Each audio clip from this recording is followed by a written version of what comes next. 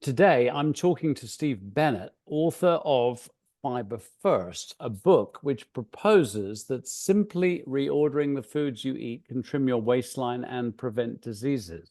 We're going to get under the hood of what's really going on and how to gain control of your weight and health without feeling deprived. We will explore insulin resistance and how to reverse it, what really drives hunger, and quick solutions to cut your cravings, and why not all fibers are created equal. Also, the Japanese fiber that doctors prescribe to help reverse diabetes. So, welcome, Steve, to my podcast. Hey, Patrick, how are you? I'm very well. And what an amazing achievement. It's a big book. And just before we dive into the book, which has that byline, reorder your favorite foods to trim your waistline and ward off disease. In reading it, there's a lot of passion in this book. And I want to know, what's your story? What got you so firmly on a mission to help people reverse metabolic diseases, which are illustrated by weight gain? How did you get into all this? So, first of all, thank you for having me on your program. I got into this. So I was a businessman, still am a businessman. Started my own company when I was 24, got addicted to working very hard, and I was always into health in my youth. I was into sport and sailing and competing. But then when business took over, I didn't completely turn my back on exercise, but it became second place to working. And over the years, the weight started to creep on and on and on and on. And then I was about 48 and I went to see my doctor and she went, "Oh my gosh, I had my annual medical," which when you run a big company, the insurance companies make you have these annual medicals. And she said, you're registered obese now." And I went, "I get out of town. I'm not obese. I know I'm carrying a bit of weight, but I'm not obese." She said, "No, Mr. Bennett, you are technically speaking obese. The percent of body fat makes you obese." Okay.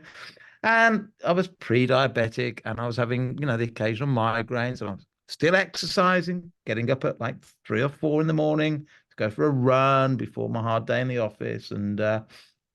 But losing the battle, kept going to see my doctor. He was saying, "Well, Steve, yes, you are overweight. Your private doctor says you're obese. Yes, you are.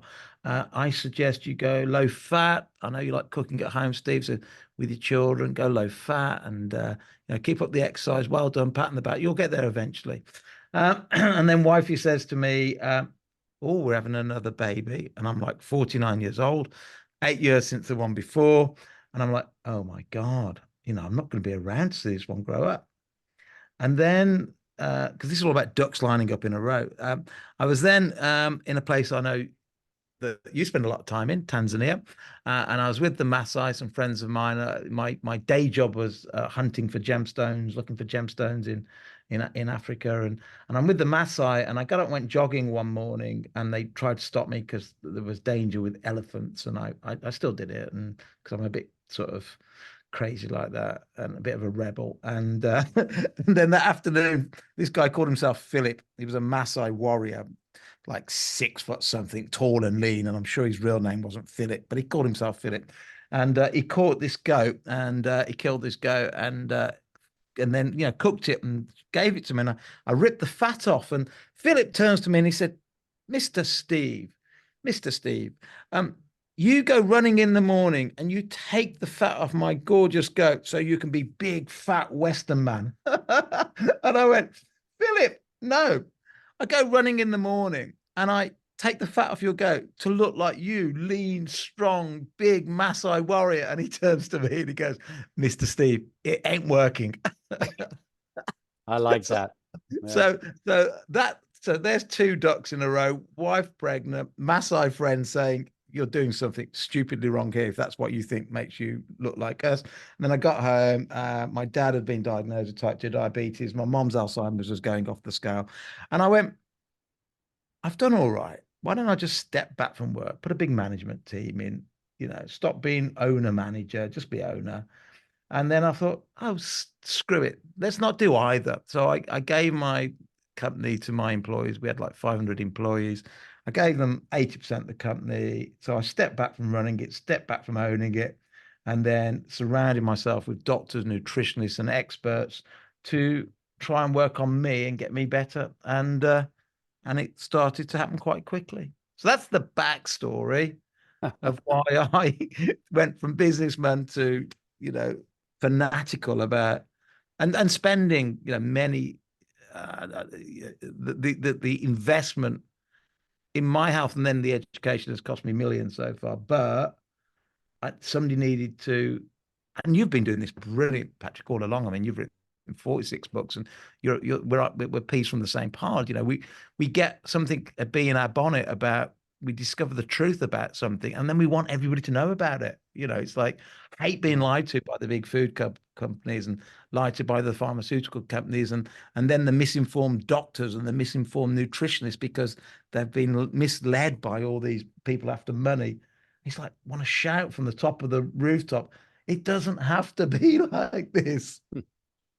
Yeah, That's my no, that's no, it's a great story, and I love hearing about the Maasai because I spend time with them, and they're very interesting. I mean, not to go into them in detail, but I mean, number one, wild animals actually don't have a lot of fat on them. I mean, a lot of high percent fat, and of course, no hunter would waste that fat at all.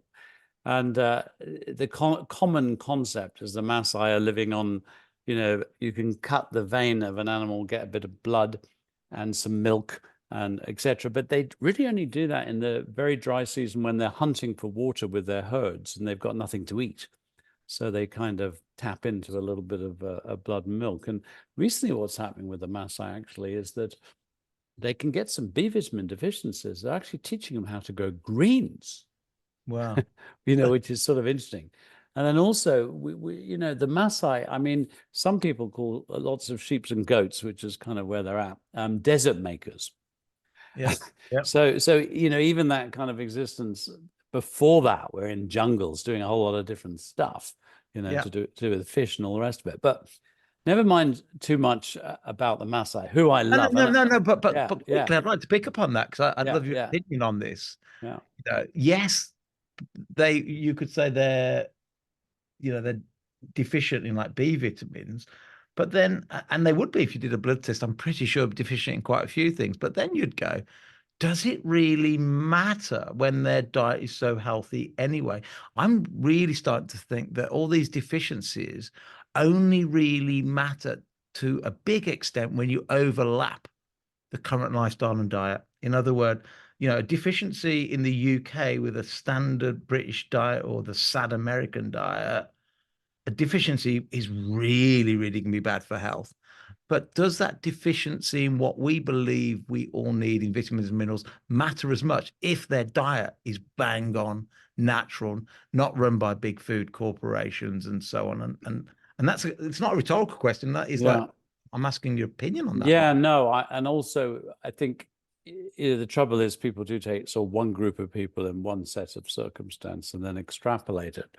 And the Maasai are no longer living, how they used to live. I mean, they're not allowed to kill lions, and that was, you had to kill a lion to become a man. So, lion killing is out.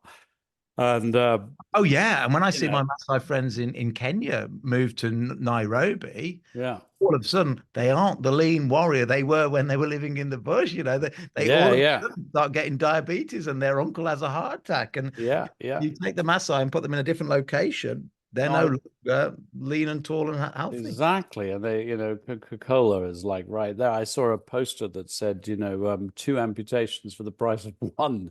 I mean, diabetes is really, really rife. Yeah. So yeah, and it's sort of relevant that we have these pockets of people like the Maasai, like the Inuit, who have made the best of the environment in which they are in.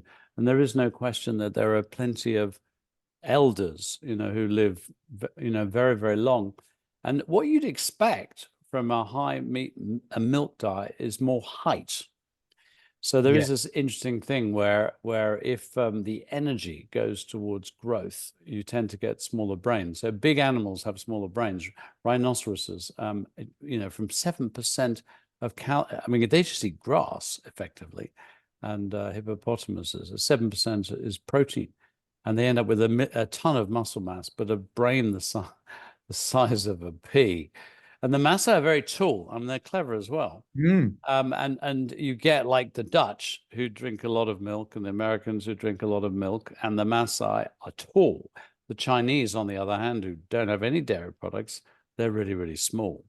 So it's kind of always interesting. But the one thing that we do know about and sort of need to get into is the sort of the modern day diet and what it's doing. Mm. And as we say, obesity is widespread, Yeah. right?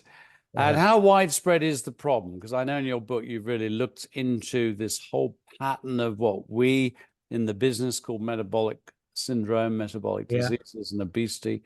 But you know, how big is this problem and its associated diseases, and how many people, like you described, are actually really struggling to control their weight and probably gaining a little bit every year? Yeah, well, let's do the story first, and then let's do it with some data. So, well, not a story, but an anecdote. So, we're recording this during the Euro football, and if you watch a clip, which you can find on the internet, of 1966 when England won the World Cup, you'll find a video of everybody walking into Wembley Stadium, and the crowd. It's like a 1 minute clip. But study that clip and then study the fans walking into any of the Euro games, and in particular, the English fans walking into an England game. What's interesting when you compare those two videos, 58 years later, should know that was the year I was born, 66, 58 years on, what is the difference? Same demographic, predominantly male, same sort of people that go and watch sports matches. Nothing really changed in that demographic for who goes. But if you watch that video from 66, you will not find a single obese person walking into Wembley. You watch that video today, and the vast majority, and I'm a big football fan, so I'm not having a go. I sit on the terrace at Aston Villa and I look around me, and virtually everybody is overweight. Now, they weren't. The same demographic weren't 58 years ago. So something's changed. We're not all of a sudden lazier. There were no people 58 years ago. People don't know this, but jogging wasn't even invented 58 years ago. Ken Cooper, who invented the word aerobics, hadn't come up with the word aerobics 58 years ago. There were no gyms, or not to my, understanding, were there people, running on a treadmill so they could offset the work or the damage or the remote control. So they didn't even have to get up and turn the TV on, So that's a bit of an anecdote, but if you start looking at the data, and it changes all the time. So in the UK, overweight or obese, we're talking the vast majority, somewhere like the high 70% are overweight or obese. If you look at the metabolic markers of blood pressure, blood sugar levels, what we call blood triglyceride levels, and the good cholesterol, the HDL. And also, if you look at people's waist to height ratio, which is an important measurement, in America, they are now saying that only 7%, that is 7 out of 100 people, only 7% don't have a metabolic issue.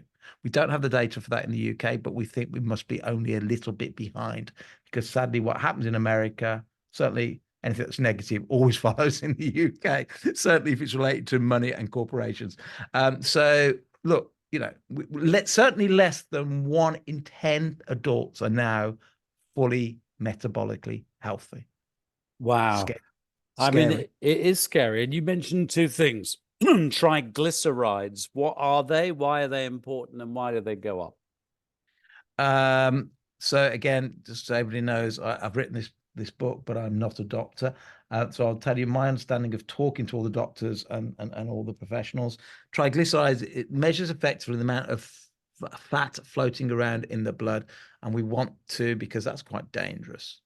We want to keep that under control, whereas blood glucose level measures the amount of sugar in the blood. We want to keep that under control too. And too much sugar or too much fat free roaming in the blood is not a good thing, and we can measure it quite easily.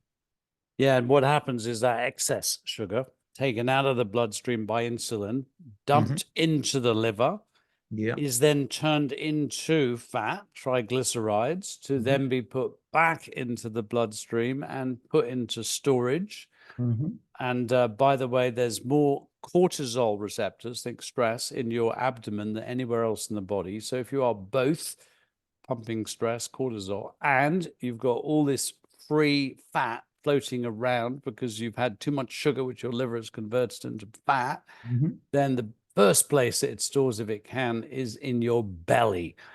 So abdominal weight gain probably means you're a stressed ape, so to speak.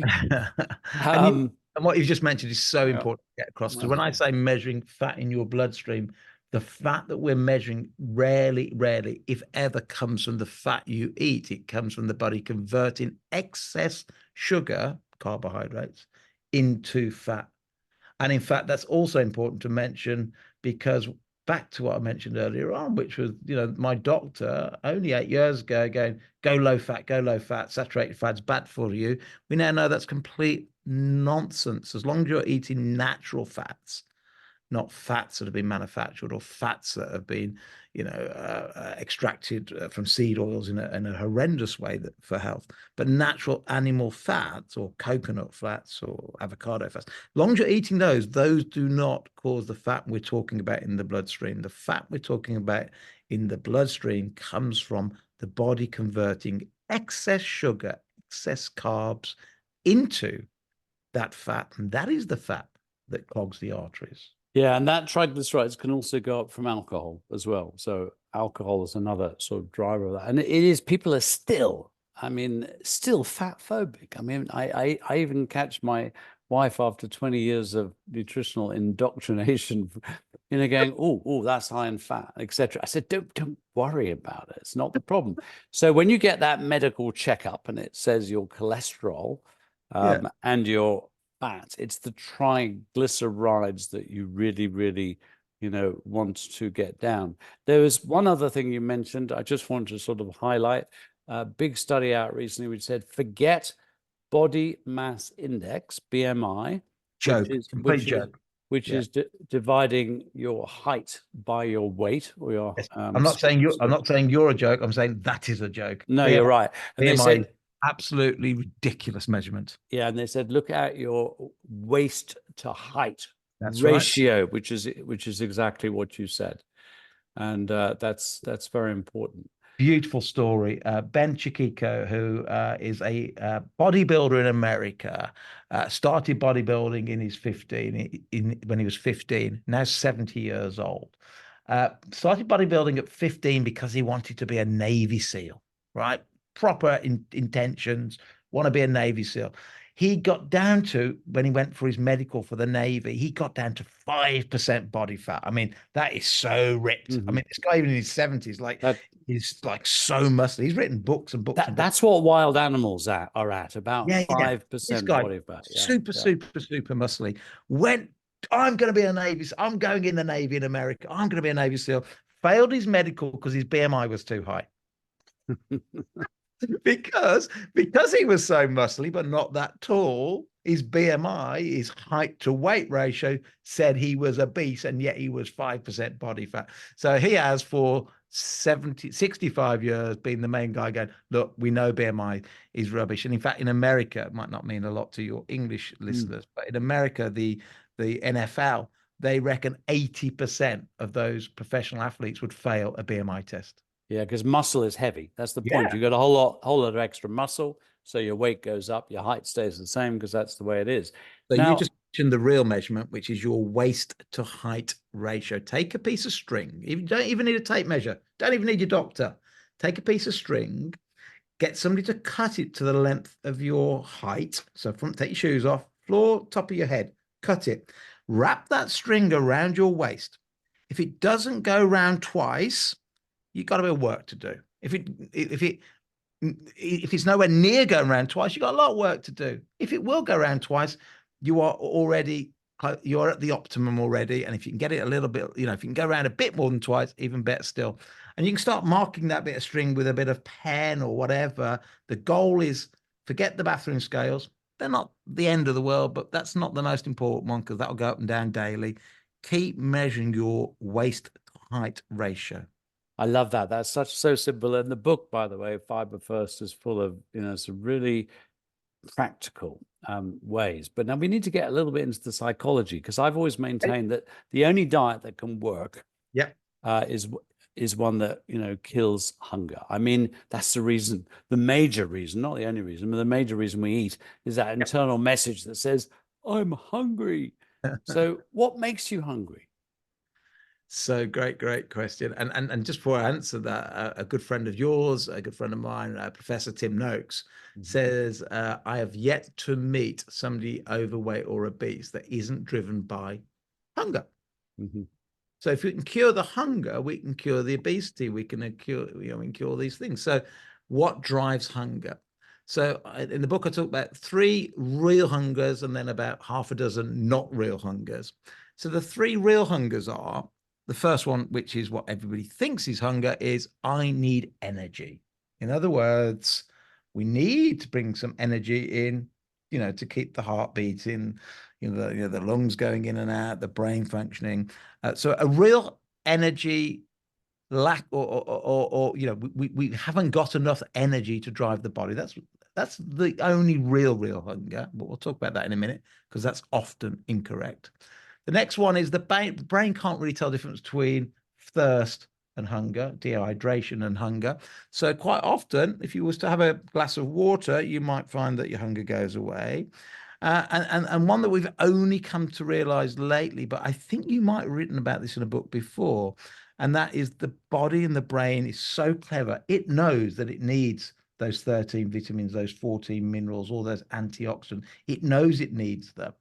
And therefore, even if it's just missing one, it might be missing vitamin B12 or vitamin D, it will do the only thing it can do, which is signal to you, I am hungry, go get me that nutrient. But the message is hunger. And I say to a lot of people, if you take your multivitamin in the morning and you're hungry, have a glass of water, wait for 5 or 10 minutes, you might find that you're not hungry at all, because either the water or a combination of the water and your vitamin D or your B12 or your B6, whatever it is, was the thing the brain was searching for, not actual hunger.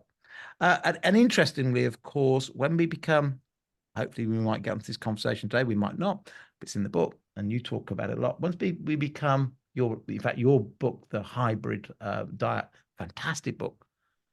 I love that book. And I think I quote it a lot in my book. Once you become a hybrid machine and you are metabolically flexible, in theory, as long as you're carrying a little bit of body fat, you never get hungry. I mean, I swear to God, I cannot remember the last time I was hungry. And I do loads of fasting and loads of this and loads of that. And I eat quite a bit of food as well. But I can't remember the last time I was hungry, because metabolically flexible means if you feel like you haven't had enough energy coming in, or you haven't had any food coming in, the brain goes, oh, well, I'll tell you what, let's just go and burn some body fat as energy. So that's metabolic flexibility. But to answer your question, 3 real hungers, but only one of them is really saying I need food. And even that can be wrong, because really most of us have got enough stored energy in our body fat. But often what happens is people actually crave something sweet. So that message in their system says, I'm hunting for sugar in one form or another, a piece of toast and jam or some sweets or something. Why do we crave carbohydrates particularly? So there's a great thing, craving. So I mentioned the 3 real hungers. Then there's half a dozen not real hungers, of one of which, of course, is cravings. Why do we crave it? So the body's clever. If it can't access its stored body fat, which probably 8 out of 10 people listening right now probably can't access their stored body fat. We can probably talk about that, why that is. And everybody can eventually, but you do need to learn some tricks. If you can't access that stored body fat, and therefore the brain is short on energy, it's clever. It knows that the quickest thing for it to process and the thing that will give it the most energy is carbohydrates and sugar. And therefore you will crave it. It's not your fault for craving it. It's just the fact that that's what the brain knows will give it its direct hit of energy. It knows, you might not know it, your brain might not have thought about it before, but it knows if you eat that bread, the enzymes in your mouth the amylase in the mouth will instantly turn that into sugar and give you a hit of energy. So you tend to crave things that are energy dense. Now, the brain, there's a couple of things that are really interesting about that. One was that a lot of people, when they get depressed, something happens and their mood is low, they crave sugar. And years ago at MIT, Massachusetts Institute of Technology, Dr. Richard Wortman did a very cool study where he basically gave people one of two diets. One was high in protein. Just think of it breakfast, like bacon, sausage, eggs, or high in carbohydrate, like, croissant, toast, whatever. And he measured the serotonin levels in the brain. And I'm sure you know this study, but do you know which one sent the serotonin up in the brain? Was it the high protein, which of course has amino acids, and serotonin is made from tryptophan? Or was it a high carbohydrate, which has no amino acids? Which one increased the brain serotonin the most? Well, so dopamine, we talk about dopamine and pleasure reward. Serotonin, we talk about, of course, true happiness. You would think it should be the protein that sends serotonin levels up. And it was the carbs. And the reason it was the carbs was because insulin, which I think we're going to talk about next, which is a hormone that actually drives, for example, glucose into the brain, also drives serotonin into the brain. So the brain is thinking, if I have something sweet, I'm going to up my serotonin, I'm going to feel better. And I mean, that is literally many people's experiences. I'm upset, I'm going to eat something sweet, and actually I do feel better. Now, as a sort of backdrop to this insulin resistance and whether the brain can be fooled, because obviously our modern day diet is fooling us. Yes. Recently on tour, with the Upgrade Your Brain, I met in almost every place someone who said, my relatives got dementia or cognitive decline, whatever, and they're really, really craving sugar. And it got me thinking, because what we know is when you make more and more and more insulin, which is what happens when you eat more and more and more sugar over many months, years, and so on, the insulin starts to not work. The receptors are blunted. You can't get the message of the insulin. And then you make even more. So what you have now is a situation where you're eating tons of glucose or fructose, and the insulin is not taking it into the brain. And therefore the brain is starving of glucose. It's literally starving of sugar because you've eaten too much sugar and it's messed up the whole delivery system. And then, of course, the brain says to that person, give me sugar. Yes. Which doesn't actually work. And then the other side of that, which of course is that the liver can make ketones from MCTs, medium chain triglycerides, and CA oil. And the fascinating thing, which I hadn't really figured, was when you give someone that CA oil, which we know removes the brain fog, we know improves their cognitive function, it also reduces their sugar craving, because now the brain has got energy. And a different fuel source. Yeah. So let's just talk about, is insulin, what's wrong with carbs, and is insulin resistance really the problem that we're dealing with here? And do you mind if I just comment on what you just said and then answer that? Because so my mom and dad they got together at 14 years old, been married since they were, I think, 19 years, but literally had every single meal together. Dad's got terrible type 2 diabetes. Mom's got terrible Alzheimer's. She can't even speak, bless her now. It's horrible. But they've had the same food. And basically, Dad's got type 2 diabetes in certain parts of his body. And the only difference is Mom's is in the brain. So the fuel source, because they've pretty much had a very high carb diet their entire life. So Mom's brain now isn't. It's like, to answer that question, why does somebody with dementia or Alzheimer's, why do they crave sugar? Because imagine you're a car engine and you've only ever run on petrol, and if that car engine had a brain, what would it say? It would say, send me more petrol, send me more petrol. We've got a block in the fuel pipe going from the fuel tank to the engine. There's a block in there, which is what is happening with many people with Alzheimer's. and therefore the fuel's not getting through, so it craves more of that sugar. Whereas, like you just said, if you could change the fuel source, which is what we've tried with my mum, but we left it too late, to MCT or something like that. So we, a few years ago, started to put MCT in a morning coffee, and in some ways it slowed it down a little bit, we think. And there's loads of evidence of other people where it's helped massively. Dr. Mary Porter, I talk about in the book. Her husband, Steve, so she was a doctor. Her husband, Steve, could not even draw a clock face. It's a very clever gentleman, got Alzheimer's. And within a month of her giving him MCT every morning, so it's in my book, she gave me the rights to show the images. So the first one was Steve, what he thought was drawing a clock face, which you would not even recognize as a clock face. A month later, almost a perfect clock face by just, changing the fuel from sugar to ketones. Quite fascinating. So that was just backing up what you were saying there, 100% agreeing with everything you said there. And then your question was about insulin. So, us humans are quite amazing. We got 60,000 miles of blood vessels, capillaries, arteries carrying only a small amount of blood, really, considering it's 60,000 miles. In fact, take your capillaries, your arteries, your blood vessels, end to end, they would wrap around the planet twice. I mean, quite incredible. All in that little, in my case, very small body in height, anyway. But a small amount of blood, 8 pints of blood. But that 8 pints of blood, and I always put things into teaspoons of sugar because people can't visualize a gram. And on a teaspoon, there's about 5 grams. But in that entire blood network, well, there's only about 1.5 teaspoons of sugar, or should be, because more than 1.5, certainly when you're fasted, when you haven't eaten, over a long, a month or so, or a HbA1c measurement, you'd be diabetic. You'd be, doctors would say you've got diabetes, young man, because your blood sugar's too high.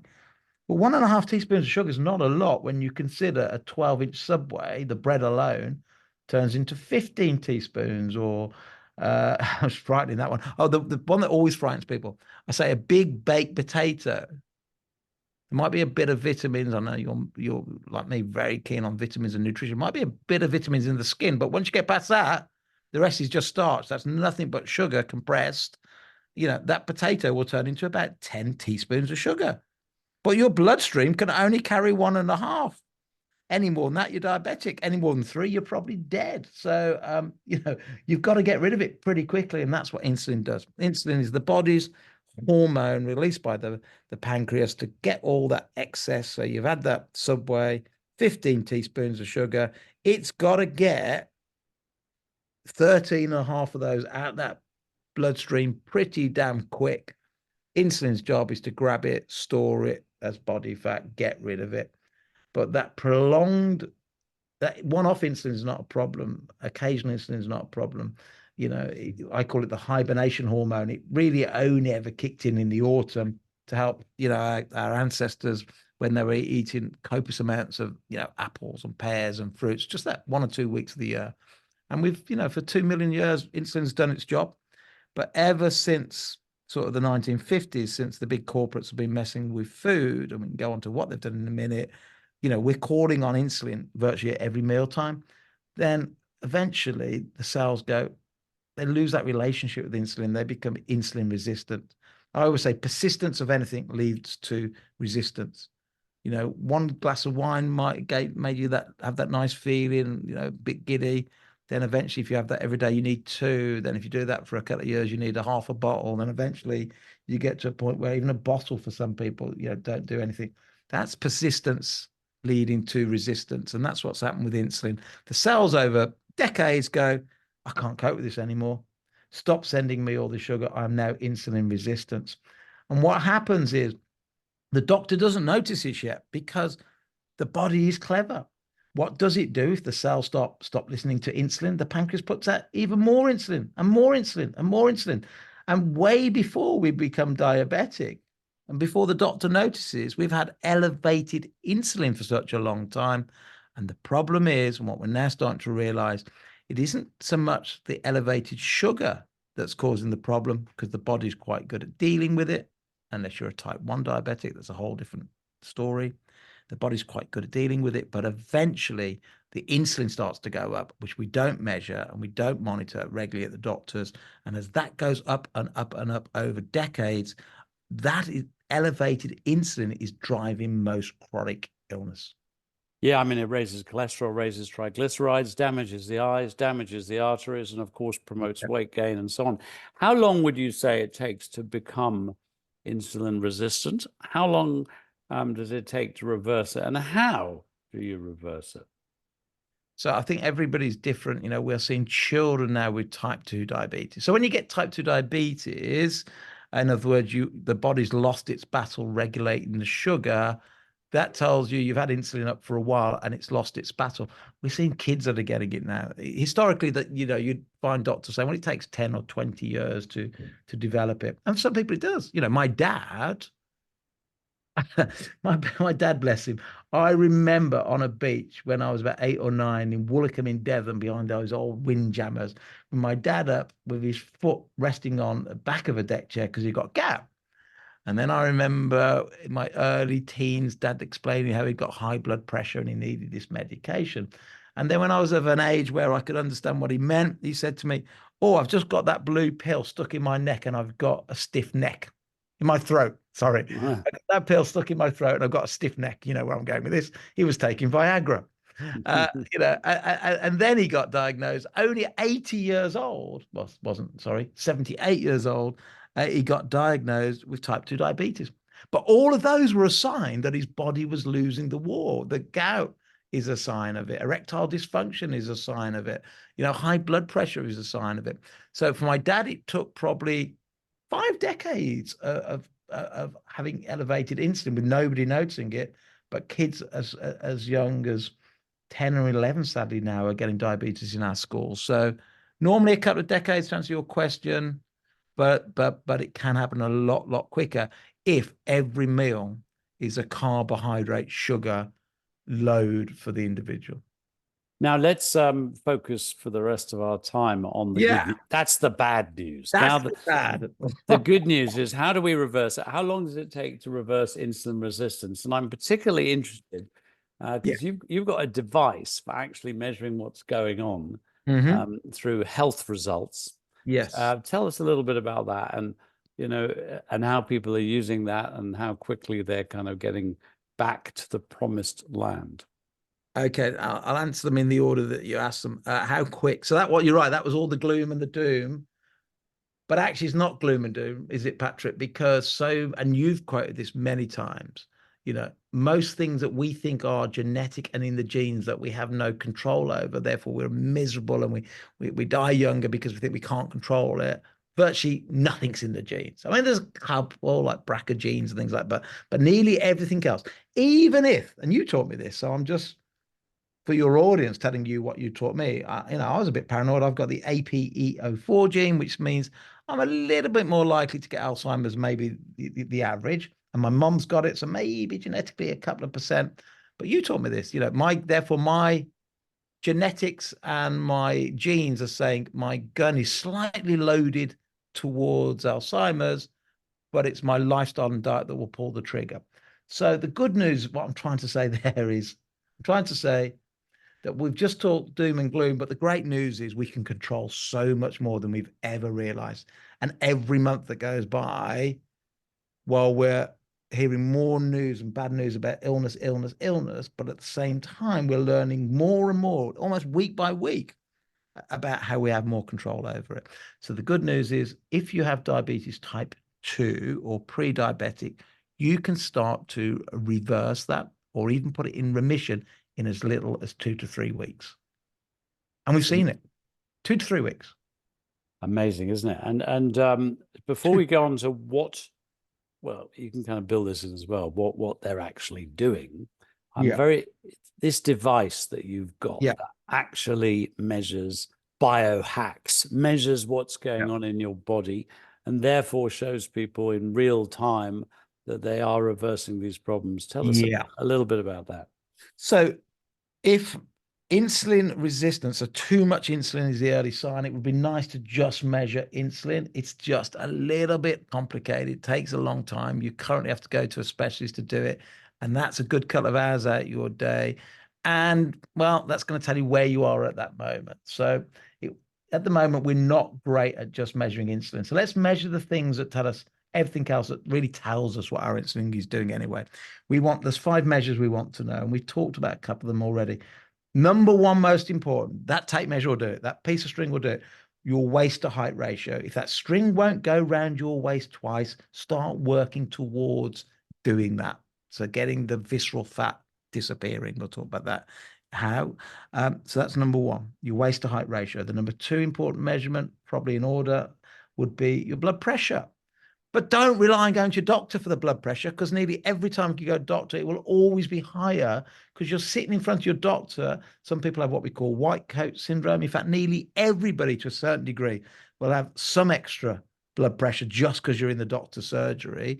And also, most times you go to the doctors, there's something wrong with you anyway, because that's why you've gone to the doctors. And therefore, that nearly always puts your blood pressure up. So I say the most accurate way to measure your blood pressure yourself at home, bit of background music on, nice and relaxed, chilled out, sitting down, breathe deep and calm for 5 minutes, then measure it 3 times even. And the lowest one is really the reflection of your blood pressure. So doing it at home is important. So we've done our waist to height, our blood pressure, there's 2. We need to know when we wake up in the morning or within 8 hours of not eating, what's our blood sugar level currently at? That's our blood glucose level. We need to know how much of that triglycerides is moving around, the fat within our body. We need to know that. We need to know the good cholesterol, that the HDL cholesterol should be high enough. And that's the 5 measurements. And then you take those 5 measurements with this new device we've created. So in the past, you could do blood pressure at home because you can buy them anywhere, Boots, Holland Barrett, my website. They're not expensive. Good quality blood pressure monitors, less than £20.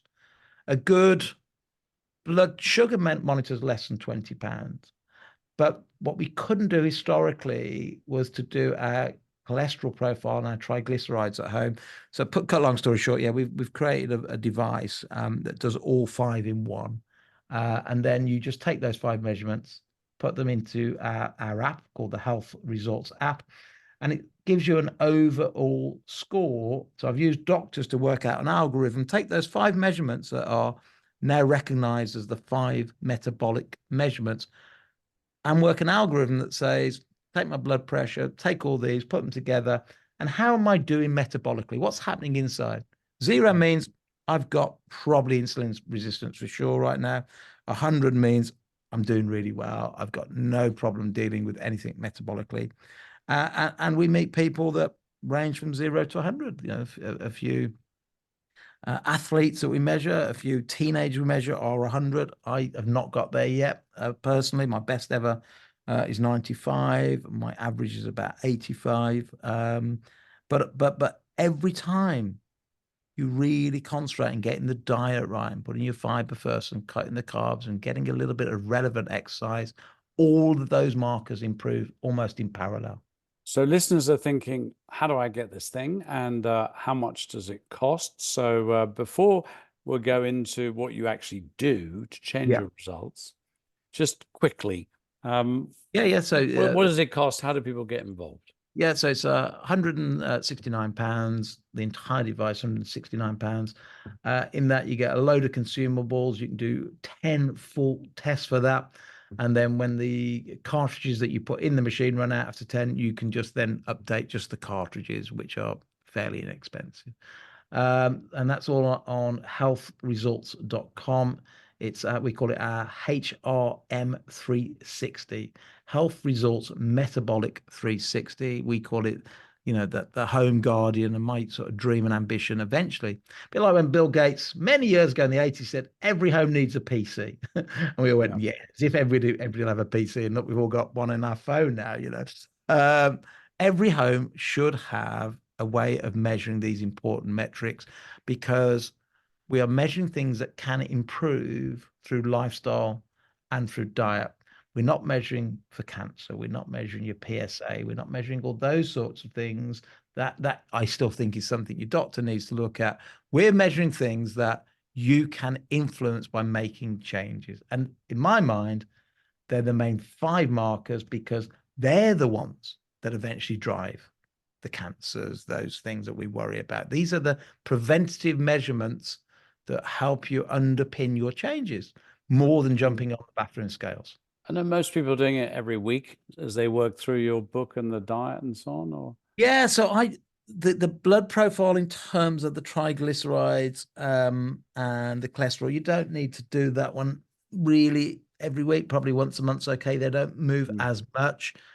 But the blood glucose one's an interesting one, a couple of times a week. But also while you're learning, I like what we're doing, encouraging what we call pair testing. So measure your blood sugar levels now, eat something like a banana or a piece of toast, wait half an hour, measure it again. So you start to learn what food, because we're all slightly different. We all act pretty much the same to carbohydrates and sugar, but we all have slight differences. Some people are much more sensitive to, say, rice than they are bread, than they are the banana. So paired testing is a great way of proving to yourself what happens to your own blood sugar when you eat certain foods. So that you might do more often. I personally like to do my blood pressure 3 or 4 times a week. Some people say you should do it in the afternoon. I like doing it in the morning because it's a great way on top of, and I obviously have loads of gadgets that I wear. I wear an Oura ring. I wear a watch that tells me my sleep pattern. I'm currently wearing a thing called First Beat across my chest, which measures heart rate variability. But the reality is, if I do my blood pressure in the morning, it'll tell me how good my sleep was. well, that's wicked. So your proposition is reorder your favorite foods to trim your Yes. waistline and ward off disease. The title is Fibre First. So let's get right into the things that you do that actually make all these terrible things reverse and regain health. Okay, so back to that comment about in the 60s, most people weren't overweight. Today, most people are overweight. We are not lazier than ever been.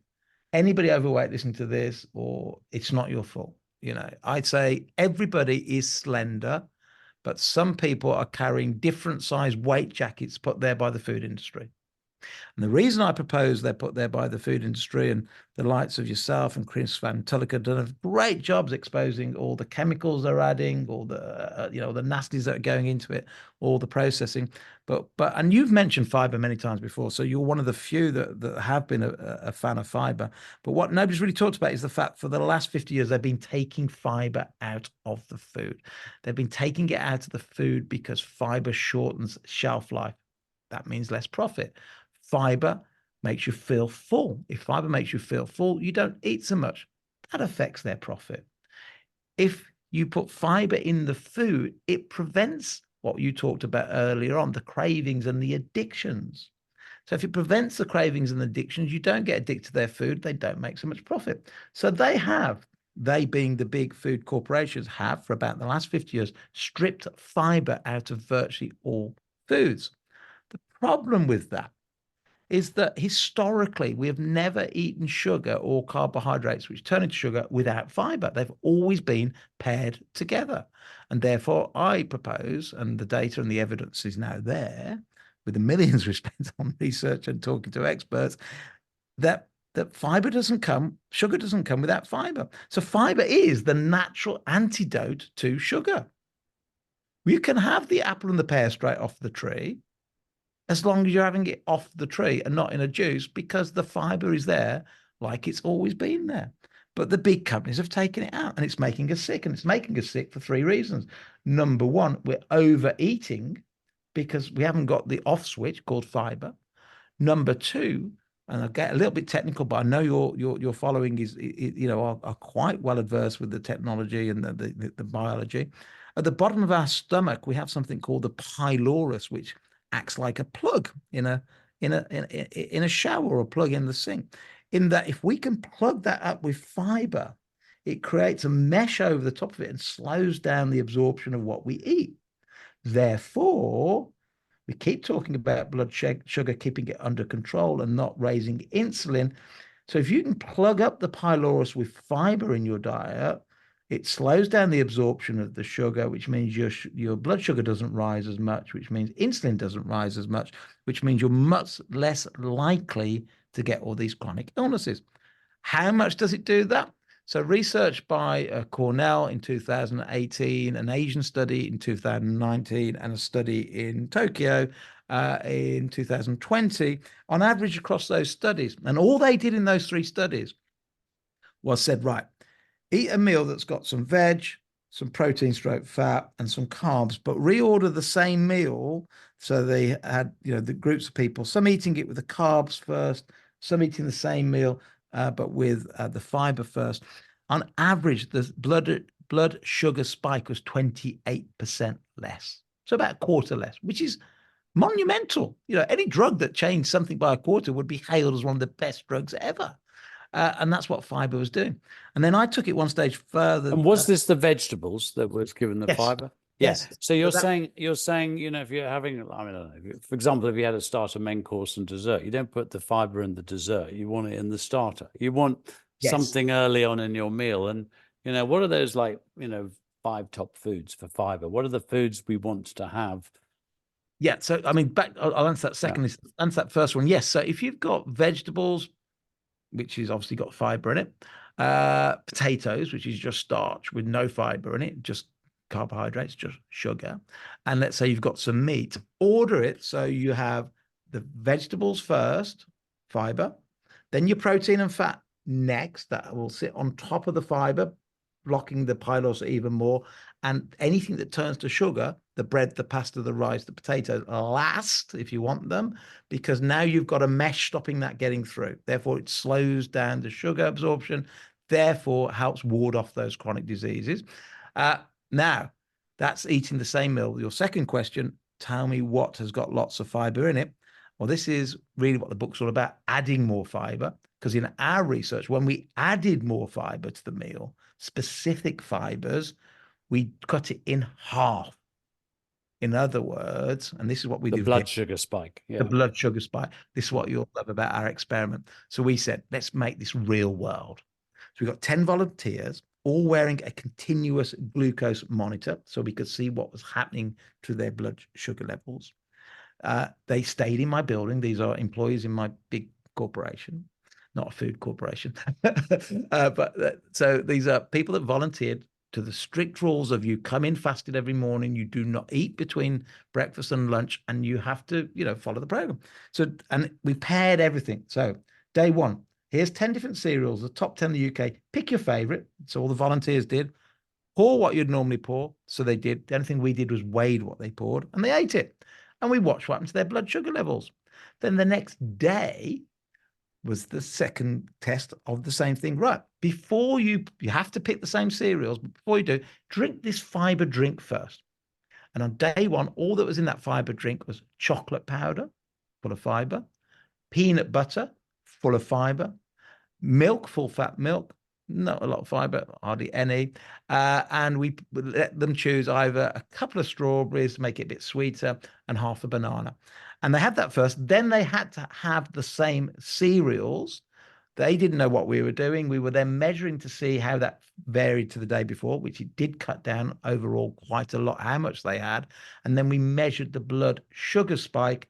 And overall, so we did this with cereals. We did it with McDonald's one day. We did it with Greg's the next day, for 2 days in a row, of course. And then we did it with Subway. Then at lunchtime, we did it with Domino's. We did it with takeaways. We did it with ready meals. But every time we put specific fibers before, and on average, I'll tell you what those were in a second. On average, the blood sugar spike by just putting fiber before, even the crappiest of crap meals, dropped the blood sugar spike by 50%. Wow. Amazing. I put fiber first. So yeah, so where do you find lots of fiber? Great places are, if you like avocados, have an avocado before whatever you're eating. That's got 11 grams of fiber in it. And by the way, the number you're after, the NHS say we should have 30 grams a day. The World Health Organization say 35 grams a day. Patrick Holford, who's taught me about how generations ago we'd have so many more calories just because we were moving so much more. We think historically we ate about 100 grams of fiber a day, but only 5% of adult Brits even get 30 grams a day. So 95% people aren't anywhere near that 30 grams a day. So if you could have an avocado in the morning, there's 11 grams. Then eat what you want almost.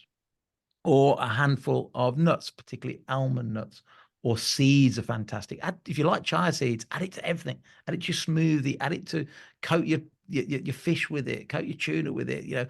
Put it in your smoothie. Coat anything with it. But God's sake, have some fiber first. So nuts, seeds are fantastic.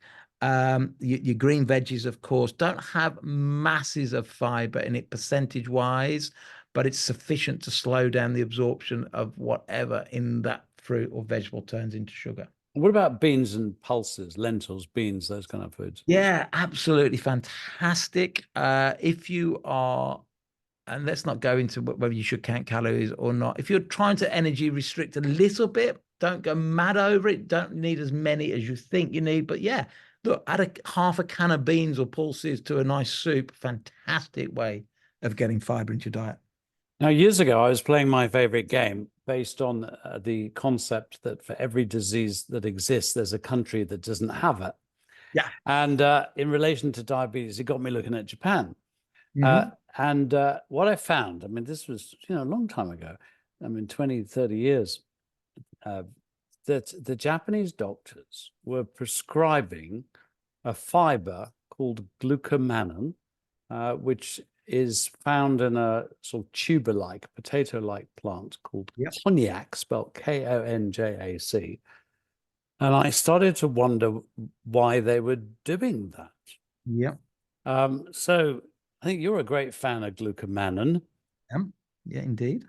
Tell us a little bit about that and how you are now using this super soluble fiber to help people get their blood sugar under control and not feel so hungry. Yeah. So you can, there are loads of different fibers, but basically you can divide most fibers first of all into soluble and insoluble. And soluble simply means, put it into a glass of water, stir it with a spoon. If it disappears, that's kind of soluble fiber. And the glucomannan from the konjac plant that you just mentioned, found across Asia, it looks a bit like if you would like to see turmeric or ginger, that's the root. And they found by grinding it up that the root was pretty much just fiber. And this special soluble fiber, when you ingest it and ingest water with it, expands up to 50 times. Some people say even more than that, its own size. And by expanding, it also creates that mesh across the pylorus. But by expanding, it sends off a trigger to the brain to say, hey, I'm full, don't eat so much. So that's the first thing it does. And like all fibers, and this is where people get it wrong, and this is where everybody gets it wrong, because even nutritional labels will have fiber and then talk about calories. Well, it can't have calories because the human body can't break down any fiber and get any energy from it. But while it's not food for us, it's food for our healthy gut bacteria. And Professor Robert Lustig says, if you don't feed your gut bacteria fiber, it starts to feed on your gut. And that's when all sorts of problems like inflammation, leaky gut, etc., start to happen. So we need to feed our gut fiber, and glucomannan is fantastic. But in particular, the glucomannan, there's loads of great clinical studies. There's one clinical study that says just having 1 gram of it, and they did sort of a gold standard clinical trial, placebo trial. So they got they got group, divided them in half, and said, right, half you're going to have the placebo. We're just not telling you which half. Even the doctors administrating it didn't know. And the other half had a glucomannan tablet, just 1 gram of it, and they were to have it before every meal. And over the trial, I think the trial was 8 weeks long. The group that had just 1 gram, so not a lot, before their meal, 3 times, before every meal, lost 8.5 pounds more than the placebo group. It's extraordinary. People listening won't see this, but I've got in my hand hunger bullets, which are basically glucomannan capsules made by Slim Shots. I love all your names; they're fantastic. In my range, I've got something called Carbo Slow, and again, it's just glucomannan. And the really extraordinary thing In America, the biggest selling weight loss supplement is called PGX, which is based on glucomannan. You know, it's just a massive, massive, massive seller. By the way, what I'm doing here, you'll hear the clunking, is I'm putting a teaspoon of that glucomannan in some water, and we're going to see what it actually does. Well, we won't see if you're listening to the audio podcast, but I'll describe it in a few minutes as to what's happening. So in America, they're selling tons of PGX, which again is the same thing. You take it before a meal, fills you up with fiber, slows down the release of sugars from your gut. It shows that, you know, very, very clear evidence of that. Massively reduces the sugar spike. And I've just done a tour of health stores in the UK and Ireland, and I asked everyone, do you sell glucomannan? And not one of them did. It's extraordinary. And the funny thing in our world is that, you know, the thought police have been acting in our field for a very long time. And when we sort of moved to EU legislation, one could no longer say the truth. You know, we moved to actual law, which says what you are allowed to say. So there are health claims, things you can say about vitamin C, and you can say nothing else other than what's allowed. And I look up in the EU health claims, and there's a health claim for glucomannan, which says helps weight loss, normalize cholesterol control, and better glucose management. So, you know, a drug that could help weight loss, normalize cholesterol control, better glucose management. And let's put that in perspective, right? Let's put that in perspective. So you're talking about the European Food Standard Agency, EFSA, who literally regulate, and fantastic that they do. It's great in some ways, but let me put that in perspective. Turmeric, which there are, if you go on Amazon, over 500 books on turmeric, undoubtedly. You know, this cannot be a placebo because, you know, and we've all met people that it's helped their arthritis, their knee joints, everything. But how many claims are absolutely allowed by EFSA for turmeric? And the answer is 0. That's how strict they are.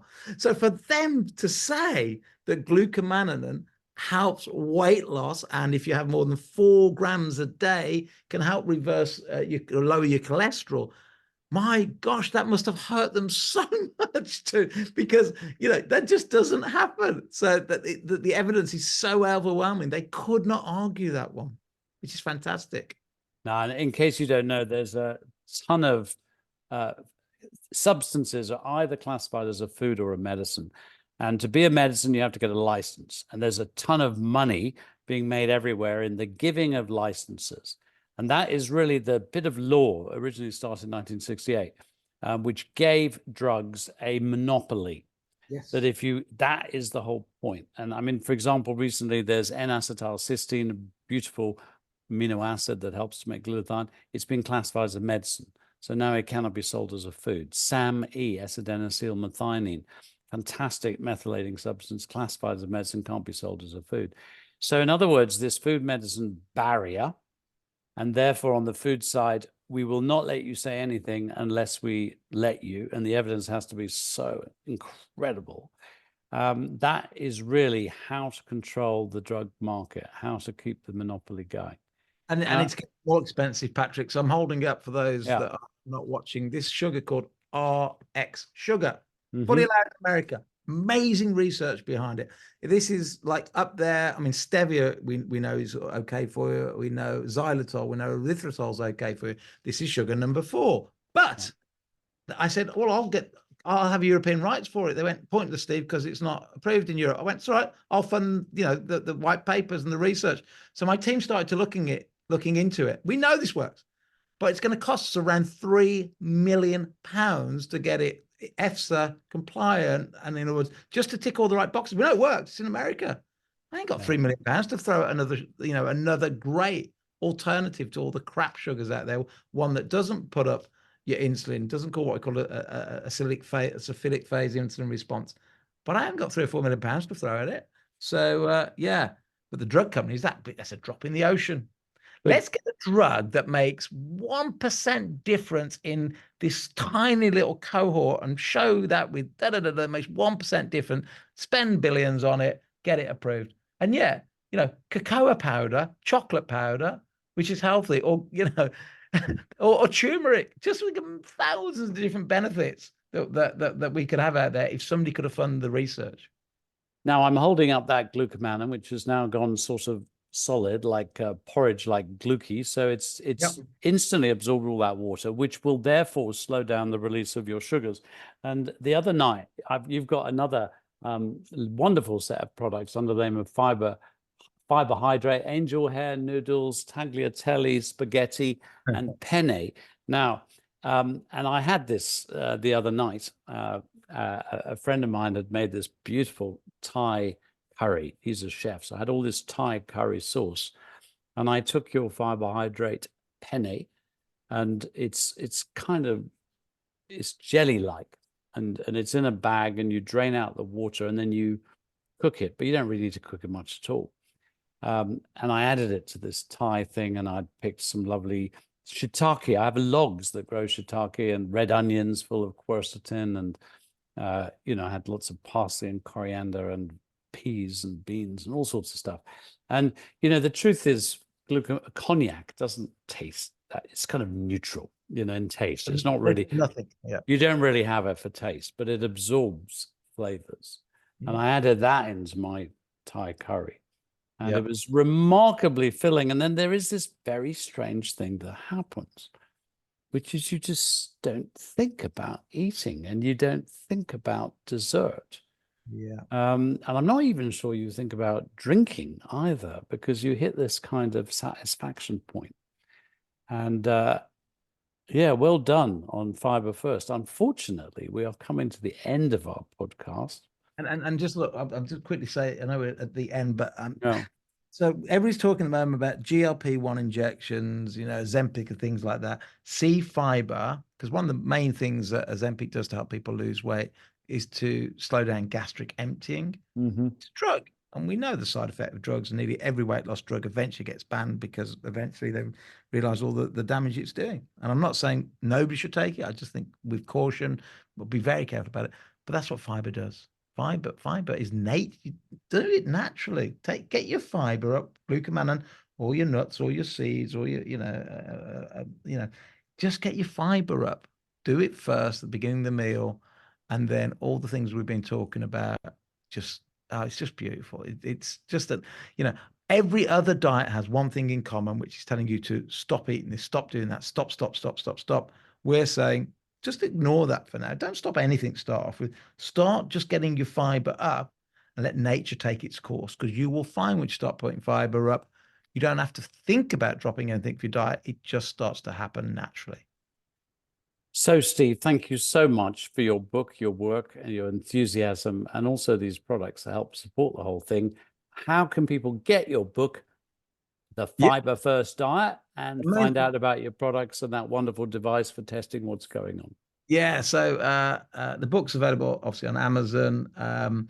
Also, health results, not health resorts, which most people think I say. Apparently, I say health resorts, but it's not. I wish it was. We could do that together, Patrick. But healthresults.com, as in getting a good result. And on there, you'll find the devices, the book, and all the things glucomannan when they're in stock. They sell out so quickly, I can't just keep up with producing it at the moment. But they hopefully be in stock when people listen to it. But yeah, the device is there. And you just thanked me for the book, but mate, I want to turn that back on you. You've written 40 plus books now, and right at the very beginning of my turning it around, one of the very first books I read was one of yours, and bless him, our friend who's no longer with us, his 5-2 diet, Michael Moses, his and yours, but they were really part of the catalyst for me at the very, very beginning to go, right, this is how we make change. So thank you. Steve, thank you so much for being my guest.